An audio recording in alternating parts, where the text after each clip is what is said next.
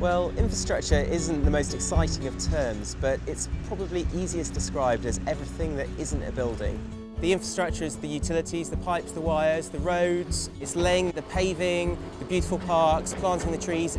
Everything's done for the long term. We want things to be here in 40, 50, 100 years' time. We try to use the highest quality materials that we can. This is known as Plot S2. Plot S2 is going to be an office building which is about 10 stories high. We're currently trying to install the utility infrastructure, the drainage particularly. We have sized these pipes so they're very large, they hold the water back and then they slowly allow the water to trickle into the Victorian drainage system which surrounds King's Cross. It was an idea that we committed to very early on. We will be installing sustainable urban drainage, making sure that we don't increase anyone's risk of flooding downstream of King's Cross. At the moment he's clamping up ready for welding. The pipe must be perfectly aligned so that the weld is correct and that when it's tested it doesn't fail.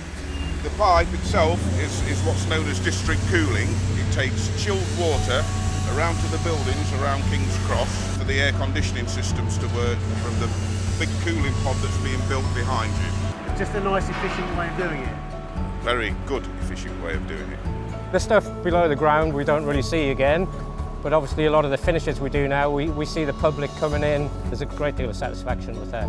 People just inhabit it straight away. For example, these gardens that opened up and immediately, as soon as the sun came out, everyone was lying over the grass and enjoying them. So it's that sort of day-to-day use of the place which I find the most satisfying. Some of the infrastructure work at King's Cross is unsexy, but actually there's some very exciting pieces coming forward.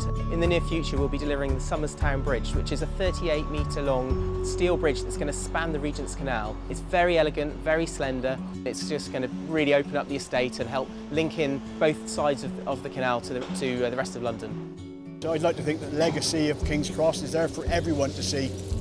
Building the infrastructure at King's Cross has been and continues to be an enormous task, but the sheer variety of work and the reaction we get from the public just means that it is immensely rewarding.